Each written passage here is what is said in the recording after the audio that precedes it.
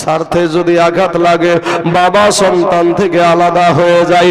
স্বার্থে যদি ভালো বাবা আঘাত লাগে গো, মা সন্তান থেকে আলাদা হয়ে যায়।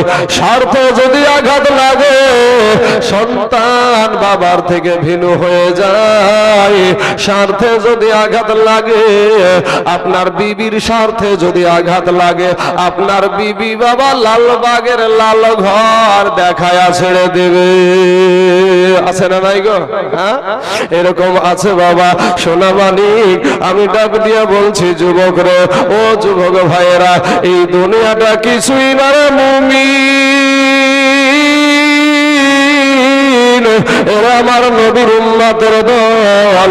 মাস্তানি করিও না রে বাবা, যৌবনের বাহাদুরি দেখাও না রে বাবা, দিলখানা একটু নরম করে দাও। আমার আল্লাহ ডাক দিয়া বলে, বান্দা রে, খুলিকাল ইনসানু দাঈফা। আমার আল্লাহ পাক, আমার আল্লাহ বলে, বান্দা রে, আমি তোকে বড় দুর্বল করে সৃষ্টি করেছি রে বান্দা। আমি তোর আল্লাহ, আমি তোর রব, আমি তোকে বড় দুর্বল করে সৃষ্টি করেছি। এ বাবাজি, আমার আল্লাহ ডাক দিয়া বলে, বান্দা,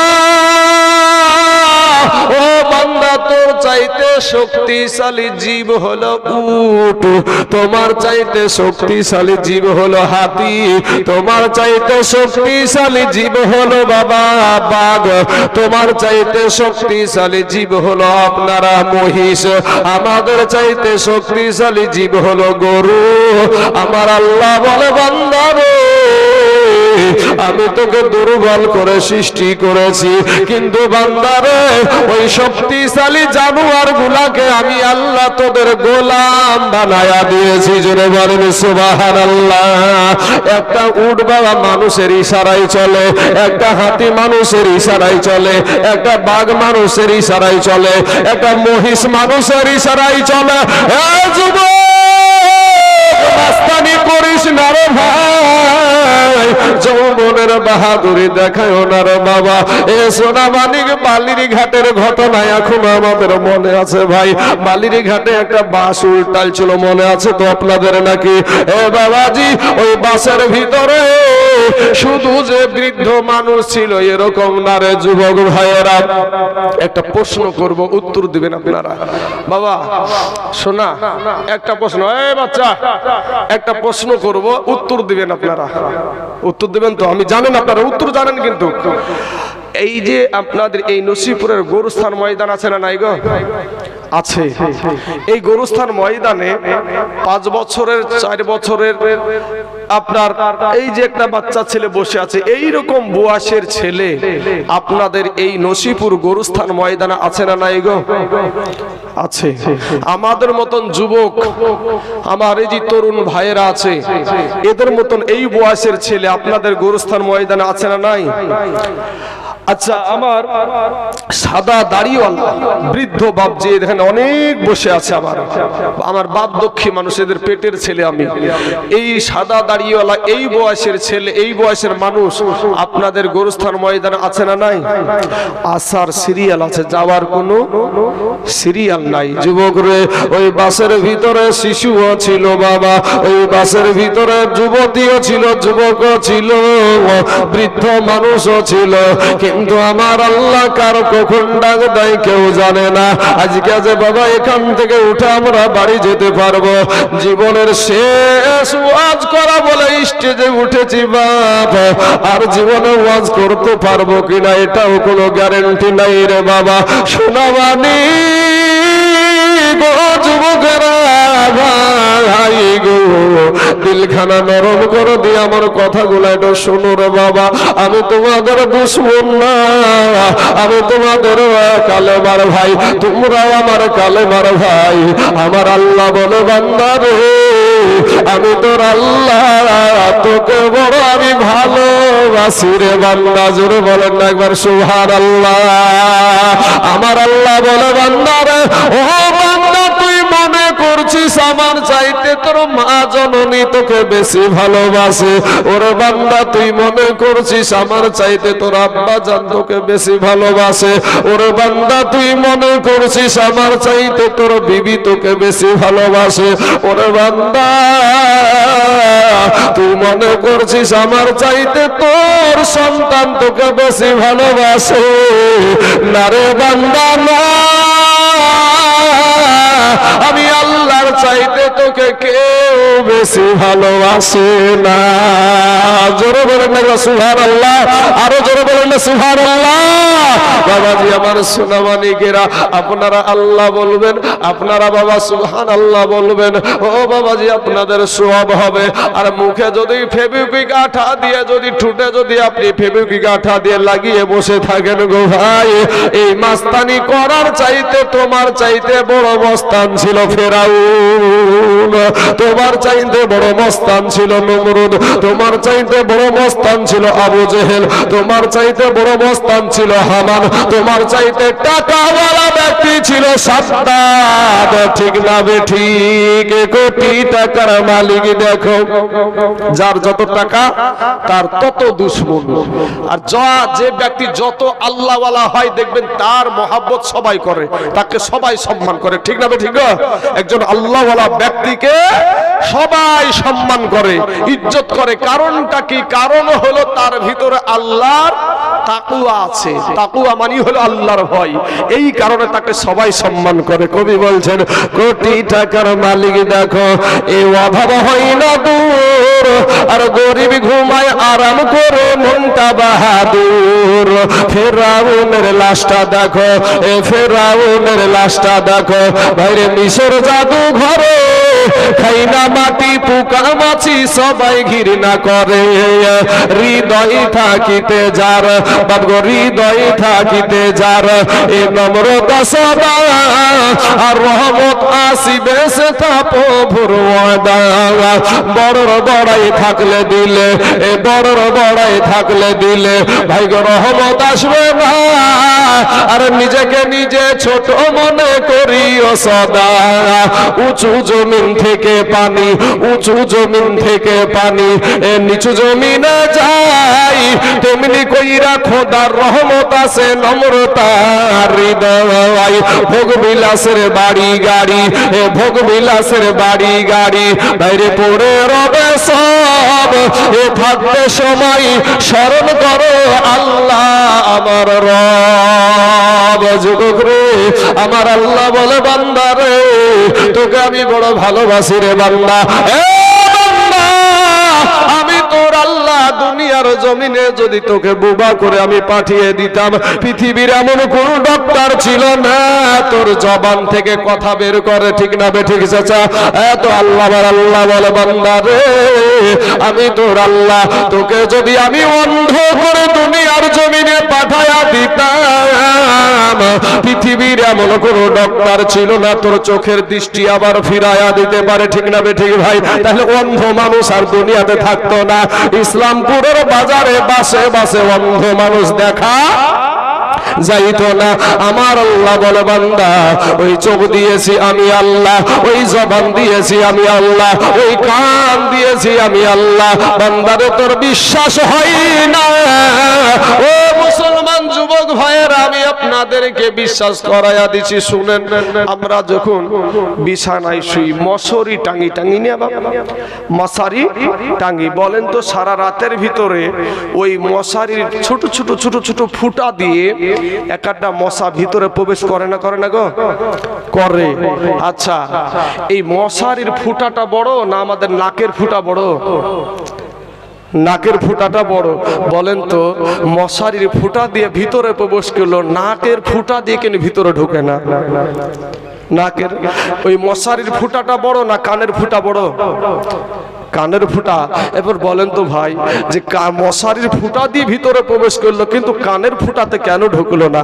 আমার আল্লাহ বলে বান্দা রে আমি তোর আল্লাহ, তুই আরামের ঘুম দিয়েছিস রে বান্দা, সারাটা দিন তুই তোর রুজি রুটির জন্য জন্য ছুটাছুটি করেছিস, শরীরটা বড় ক্লান্ত হয়ে গেছে রে বান্দা, তুই আরামে ঘুমায় আছিস, তোর নাকের ভিতরে যদি সুড়সুড়ি লাগে, তোর কানের ভিতরে যদি কোনো সুড়সুড়ি লাগে, তোর ঘুমটা ভেঙে যাবে, তুই কষ্ট পাবি। আর আমি আল্লাহ আমার বান্দার কষ্ট আমি সহ্য করতে পারি না। জোরে বলেন সুবহানাল্লাহ।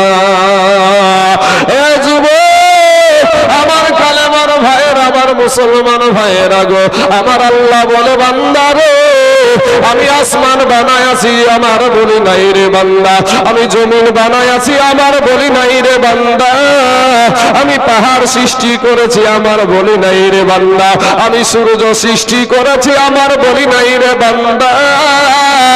ওরে বান্দা তুই হলি আমার। জোরে বলেন সুবহানাল্লাহ।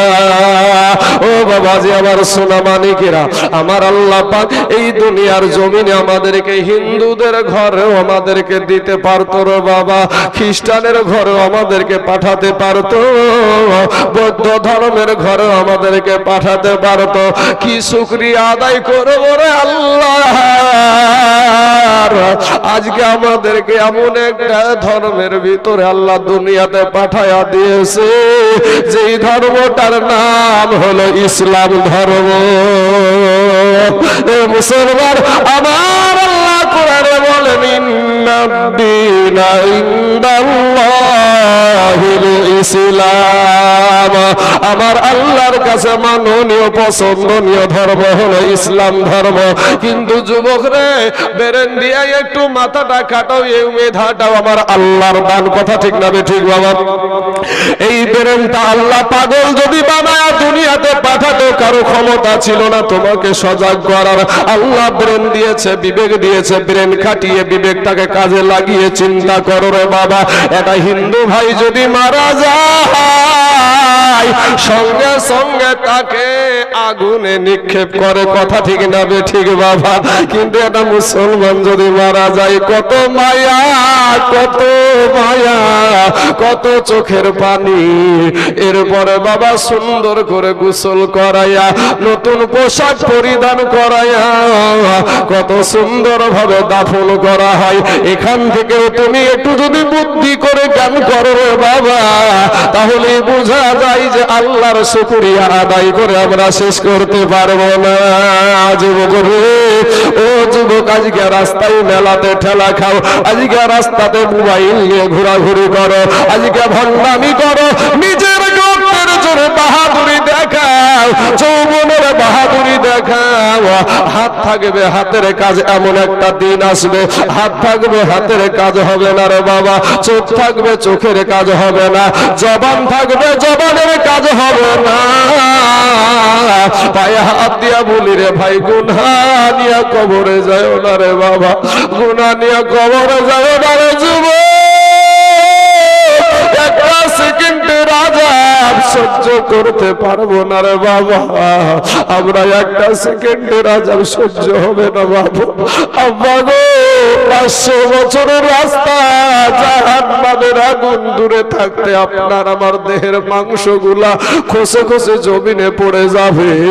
ওরে যুবক, তার জন্য আমি বলে থাকি, ও তোর গলা যৌবন ফুরাইয়া যাবে, যৌবন লাগিবে ভাটি, ওই যে দেখো ডাকিতেছে ভাইরে কবরের মাটি,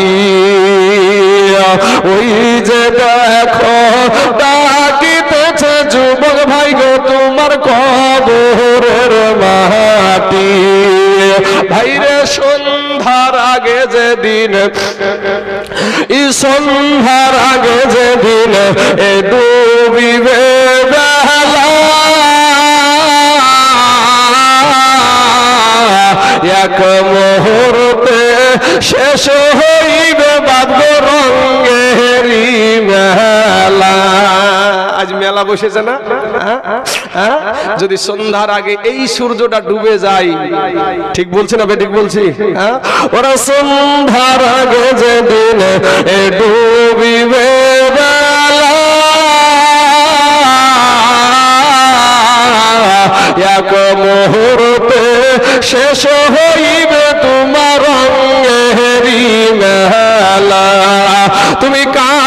মারো জোর ধুম,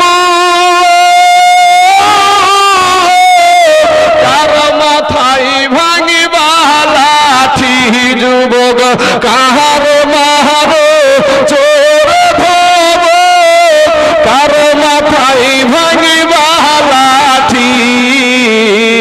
ওই যে দেখো ডাকিতেছে বাপ গো কবরের মাটি, ভুইরা মরো তুমি, হাইরে ভুইরা মরো তুমি এই মায়ারি পিছে, এত আশা ভালোবাসা সবই যে মিছে, কোনদিন জানি আইসা পড়ে আজরাইলের হাতের চিঠি বাবু, কোনদিন জানি আইসা পড়ে আজরাইলের হাতের চিঠি।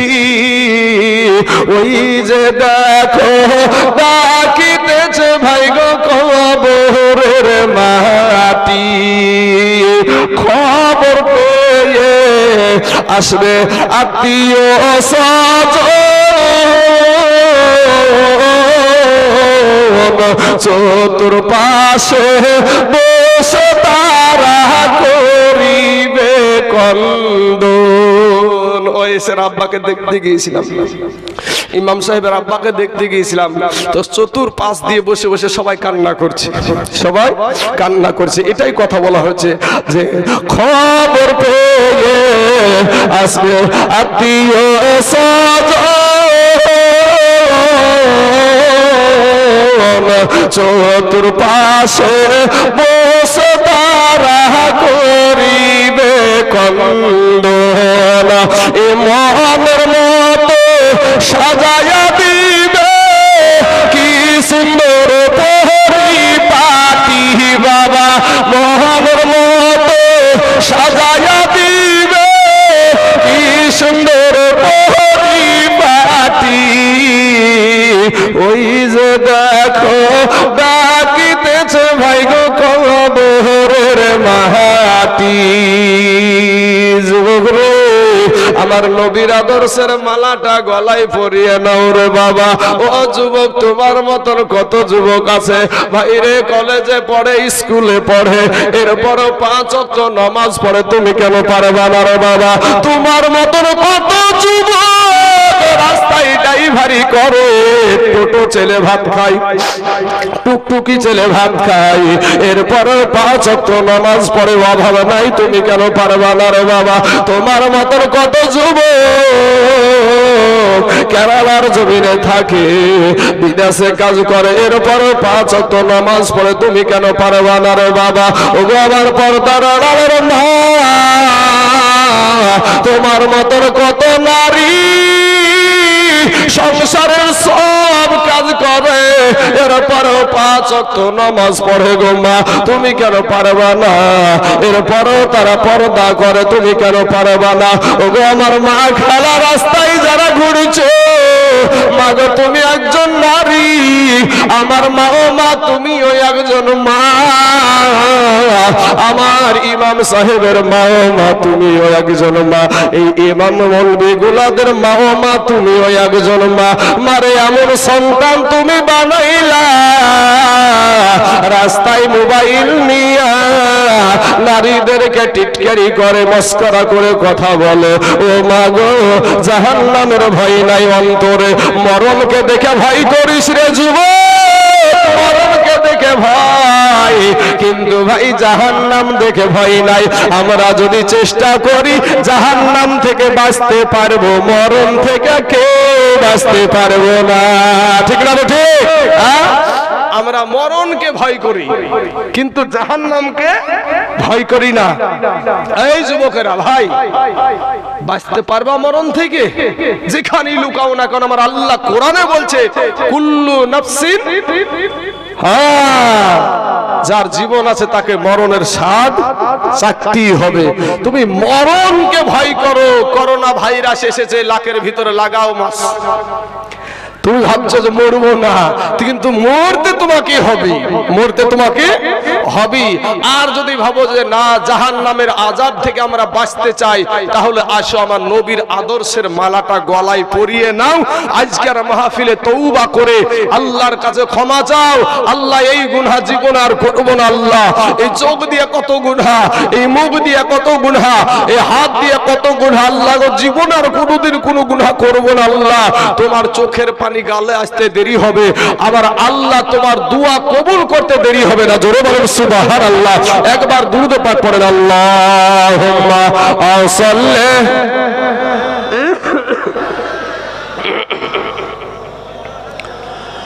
মুহাম্মাদ ওয়ালা আলিহি। গরম আছে কত না, একটু না গলাটা ভিজাবো, ঠান্ডা ঠান্ডা বুঝবো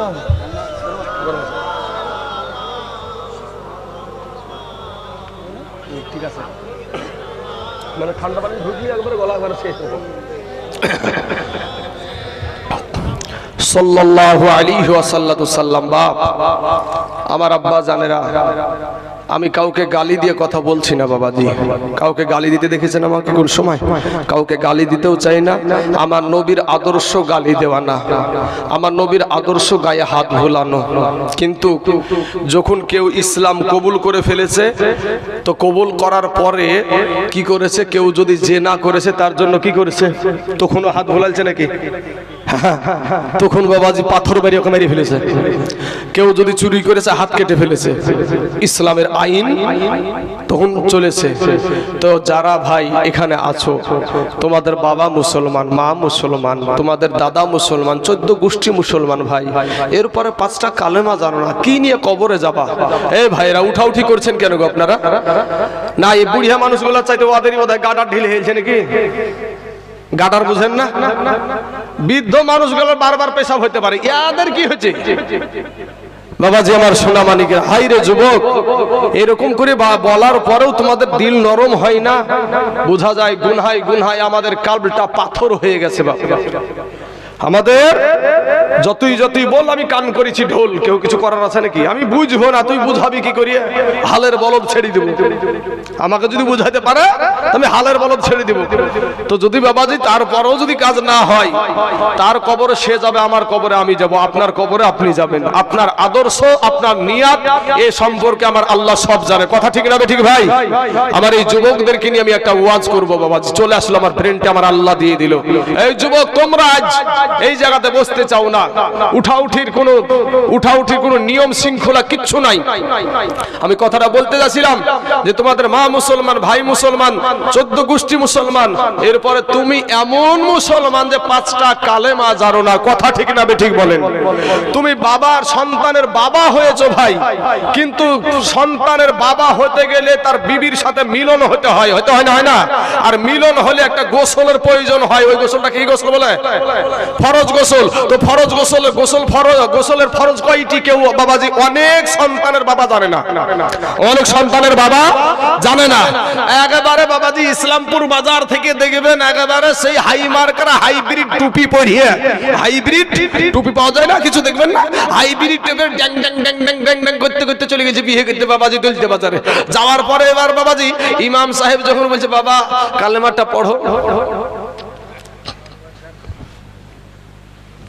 ইমাম সাহেব বারবার বুলিয়ে দেয়, তারপরেও বাবাজি ওর মুখ দিয়ে বাড়ায় না, তারপর ওর মুখ দিয়ে বাড়ায় না। অথচ আমরা কত বেহায়া, বেলাজা, বেশরম ওখান থেকে ফিরে এসে বলছি মৌলবীদের কথা। বুঝতে পারছেন না? এই মৌলানা, এই মৌলবীরা ছাড়া তোমার বাবা মায়ের বিবাহ হয়নি ভাই। এই মৌলবীরা ছাড়া তোমার জানাজাই হবে না।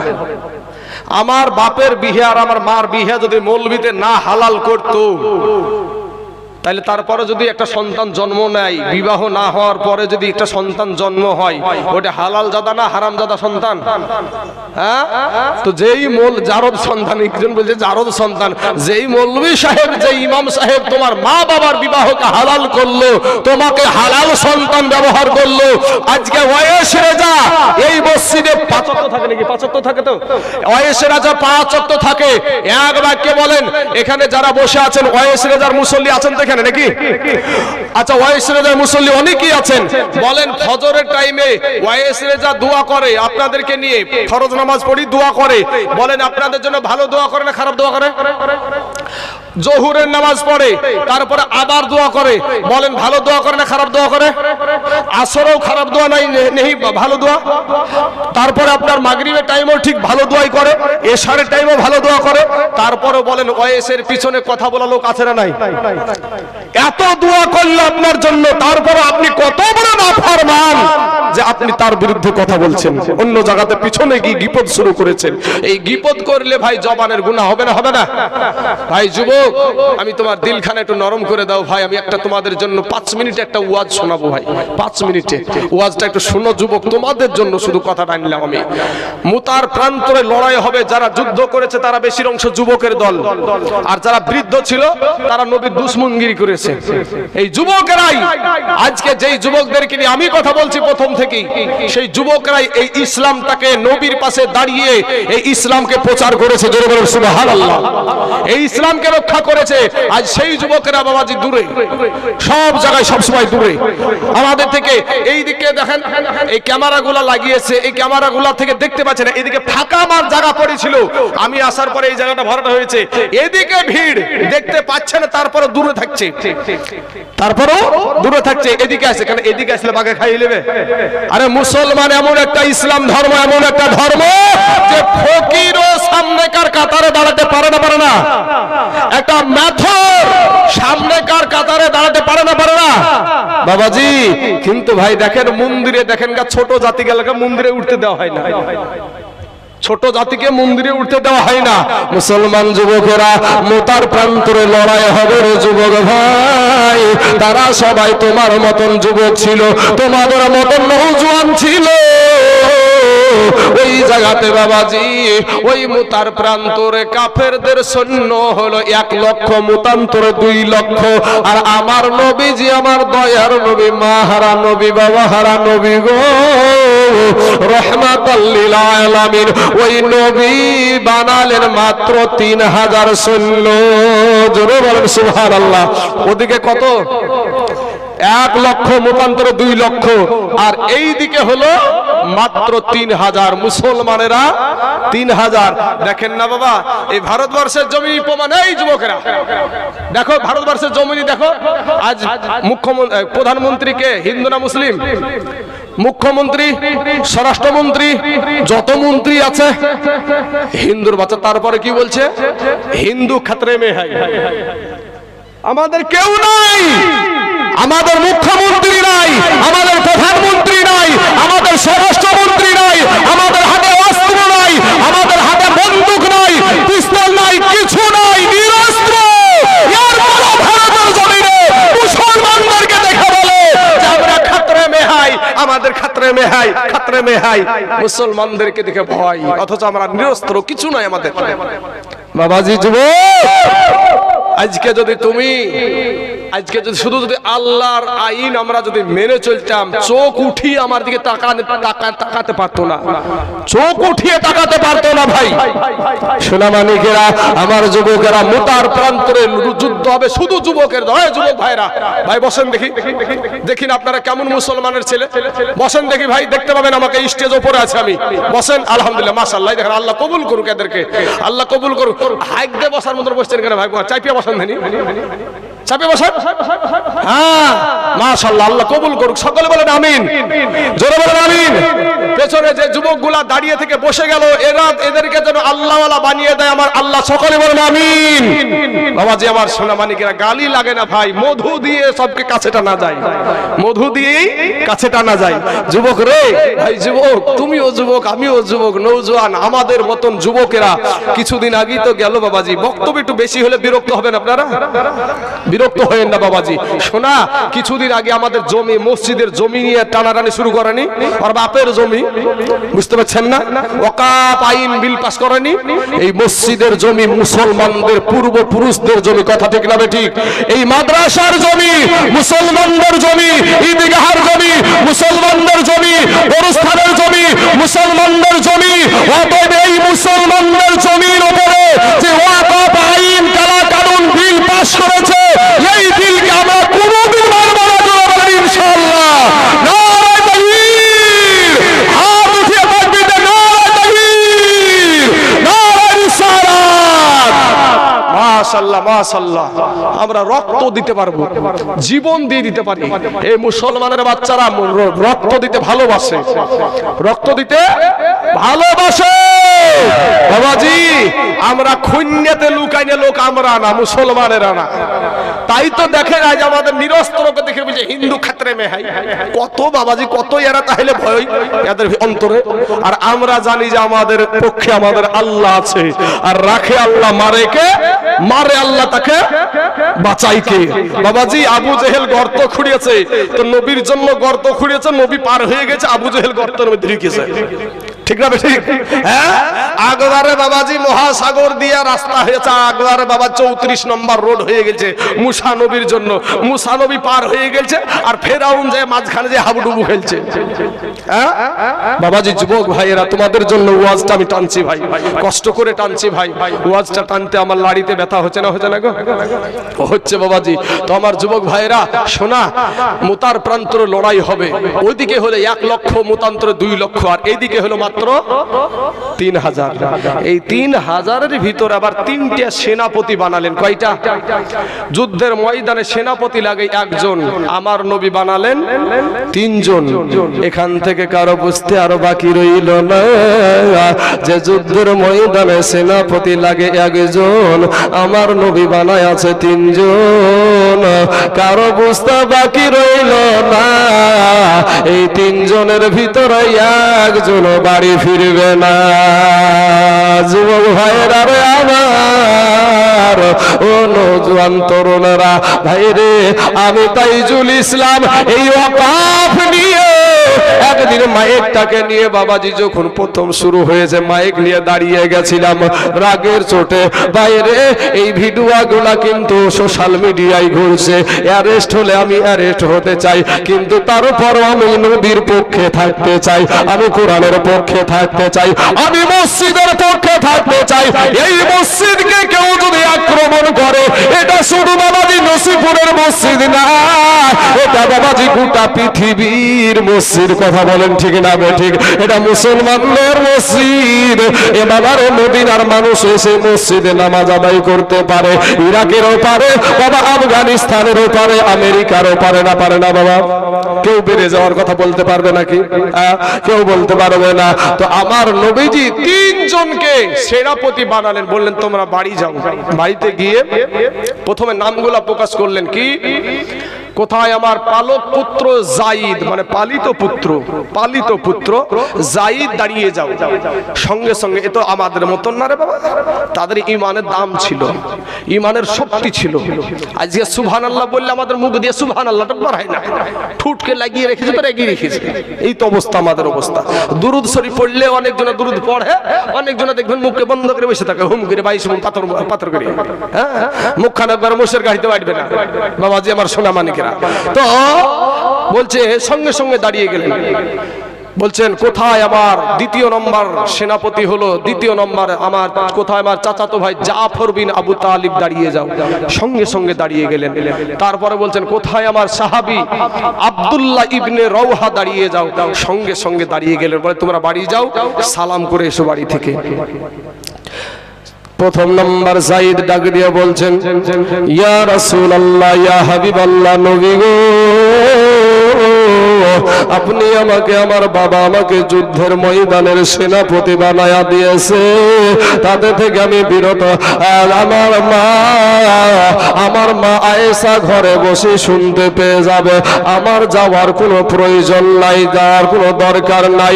বাবা জাফর বিন আবু তালিব দ্বিতীয় নম্বর সেনাপতি, উনি চলে গেলেন বাড়িতে। বাড়িতে গিয়া বিবিকে সালাম দিয়ে বলছে, বিবি রে, ওরে বিবি, আমার দয়ার নবী, মায়ার নবী, মারা বাবার নবী আমাকে যুদ্ধের ময়দানের সেনাপতি বানায়া দিয়েছে গো বিবি। বিবি গো, আমি যুদ্ধে চলে যাব। বিবি রে, আমি এতদিন তোমার সঙ্গে আমি ঘর সংসার করছি গো বিবি। বিবি রে, হয়তো তোমার কোনো হক আমি আদায় করতে পারি নাই গো বিবি। বিবি গো, তুমি আমাকে মাফ করে দিও গো বিবি। বাবা ওই বিবি সঙ্গে সঙ্গে আল্লাহর দরবারে হাত উঠিয়ে বলে, আল্লাহ গো, আমার দয়ার নবী, আমার মায়ার নবী আমার স্বামীকে যুদ্ধের ময়দানের সেনাপতি বানায়া দিয়েছে গো আল্লাহ। আমি তাতে থেকে বিরত থাকতে বলবো না, আমি বাধাও দিব না গো আল্লাহ। তবে আমার স্বামীকে যুদ্ধে জয়ী করে গাজী হিসাবে আমার কাছে পৌঁছায়া দিও গো আল্লাহ। ওই জাফর বিন আবু তালিবের হাতে ছিল বাবা একটা তরবারি রে ভাই। ওই তরবারির উল্টা পিঠ দিয়ে বৃদ্ধ আঘাত করে বলছে, বিবি রে, ওরে বিবি, উল্টা দোয়া করিও না, তোমার উল্টা দোয়া আমার আল্লাহর দরবারে কবুল হবে না রে বিবি। কারণ বিবি রে,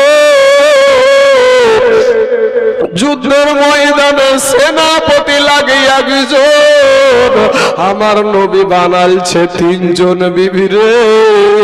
আমার আগেও একজন আছে, পরেও একজন আছে, আমি মধ্যেখানে আছি রে বিবি। নির্ঘাত আমি ওই মোটার প্রান্তরে শহীদ হয়ে যাব রে বিবি। তুমি উল্টা দোয়া করিও না, তোমার উল্টা দোয়া আমার আল্লাহর দরবারে কবুল হবে না। বলে বাড়ি থেকে বেরিয়ে যাচ্ছে। বিবি বাবা কাটা কবুতরের মতন বাবা উঠানে পড়ে গোড়াগড়ি আরম্ভ করে দিল। ছোট ছোট ছোট ছোট বাচ্চাগুলা বাবা, সন্তানগুলা পিছনে পিছনে আব্বু গো, আব্বু গো, আব্বু গো বলে দৌড়ায়। একবারও পিছন ফিরে বাবা তাকালেন না। কারা কান্দে? প্রেম কাকে বলে রে বাবা? শোনো মানিক, 3 নম্বর সেনাপতি আব্দুল্লাহ ইবনে রাওহা চলে গেলেন বাড়িতে। বাড়িতে যে সালাম দিচ্ছেন, বিবি দেখছে কোরআন তেলাওয়াত করেছে, নতুন বিবাহ করেছেন, ফুল সজ্জার রাত্রির যুবক ভাইয়েরা, বাসর সজ্জার রাত্রি। বিবি দেখছে কোরআন তেলাওয়াত করেছে। বিবিকে বলে, বাহির থেকে বলছে, বিবি গো, কোরআন তেলাওয়াত একটু বন্ধ করো গো বিবি। আমার দয়ার নবী আমাকে যুদ্ধের ময়দানের সেনাপতি বানায়া দিয়েছে।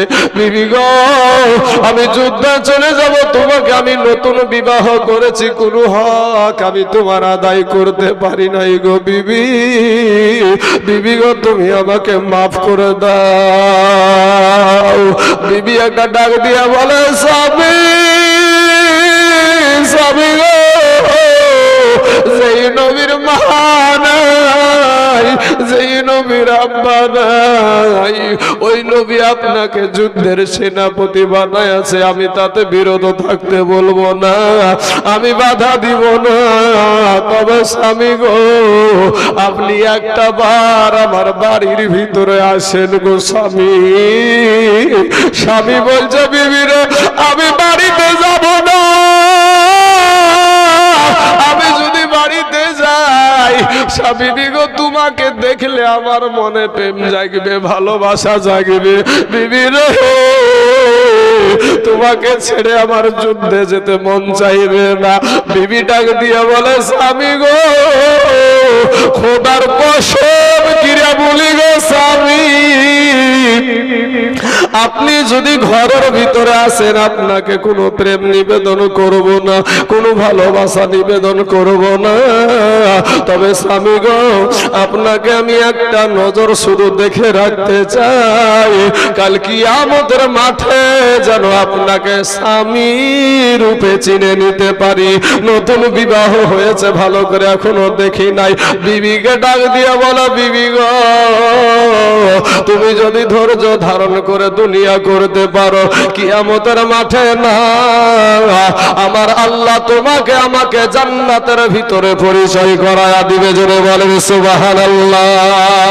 ও যুবক ভাইয়েরা, মুতার প্রান্তরে চলে গেল, শুরু হয়ে গেল যুদ্ধ, তুমুল যুদ্ধ চলছে যুবক, মুসলমানেরা পিছু পাওয়া হয় না, মুসলমান পালিয়ে যাওয়ার বান্দা না, মুসলমানের জাইদের হাতে তরবারি, একেবারে কলা গাছ ঝুড়া করে ঝুড়তে ঝুড়তে একটা সময় বাবা আমার দয়ার নবীর পালিত পুত্র জাইদকে ঘেরাও করে ফেললো রে বাবা, জাইদকে শহীদ করে দিল।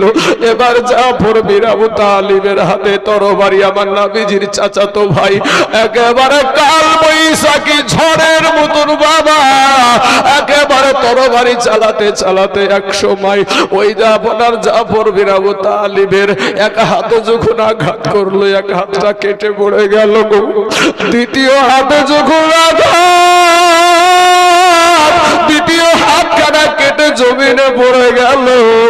পাশের একটা সাহাবীকে ডাক দিয়ে বলছে, ওগো আল্লাহর নবীর সাহাবী, দয়ার নবীকে বলি, ওগো আমি জাফরের দুই হাত কাটা, দুই পা কাটা, এরপরও ইসলামের পতাকা মাটিতে পড়তে দিই না। জোরে বলেন একবার সুবহানাল্লাহ। দুইজন সাহাবী দৌড়ে গিয়ে দেখছে জাফরের দুই হাত কাটা, দুই পা কাটা, ইসলামের পতাকাটা মুখে কামড় দিয়ে উঁচা করে রেখে দিয়েছে। জোরে বলে হে বাবাজি আমার সোনা মানিকেরা, তারা বিবিকে বিধবা করে দিয়েছে, সন্তানকে এতিম করে দিয়েছে, ও মুসলমান নিজের জীবনটাকে এমনি বিলায়া দিয়েছে। আজকে বাবা গো, আজ ইসলামপুর নসিপুর মসজিদের উন্নতি কল্পে জালসা আমি জীবন দিতে বলবো না, সারা দুনিয়া চাইছে রে যুবক, মসজিদ ভেঙে দাও, মাদ্রাসা ভেঙে দাও, কোরআনকে পুড়িয়ে দাও, ইসলামকে মিটাইয়া দাও, কিন্তু যতদিন পর্যন্ত আল্লাহর গোলামেরা আছে ততদিন পর্যন্ত ইসলামকে কেউ মিটাতে পারবে না। চিলাইয়া বলুন না ইনশাআল্লাহ, জোরে বলেন ইনশাআল্লাহ। বাবাজি আমার সোনা মানিকেরা, যতদিন মুসলমান বেঁচে আছে, আল্লাহর গোলামেরা আছে, ততদিন পর্যন্ত এই মসজিদকে ভেঙে এই বাবাজি টাকলা আপনার সেই যোগী আদিত্যনাথ আর নরেন্দ্র মোদী দামোদর দাস বুলডোজার শেষ হয়ে যাবে, মসজিদ শেষ হবে না এই ভারতের জমিন থেকে। জোরে বলেন ইনশাআল্লাহ। আমরা সেই আল্লাহর সৈনিক, সেই নবীর সৈনিক, আমরা হোসাইনি সৈনিক, আমাদের বুকের উপর দিয়ে বুলডোজার আগে যাবে, তারপরে মসজিদের কাছে তাদের কাছে ভিড়তে হবে। জোরে বলেন ইনশাআল্লাহ।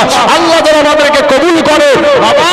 তাই আজ আমাদের এই নসিপুর মসজিদের জন্য জীবন দিতে হবে না, আপনাদেরকে বিবিকে বিধবা করতে হবে না, সন্তানকে এতিম করতে হবে না। আমি একজন ব্যক্তিকে বলবো, ভাই আমি আপনাদের কাছে একটা ব্যক্তি, আল্লাহ কাকে কবুল করবে আমি জানি না বাবাজি, একজন ব্যক্তি, আমি তাইজুল ইসলাম আপনাদের এলাকার ছেলে,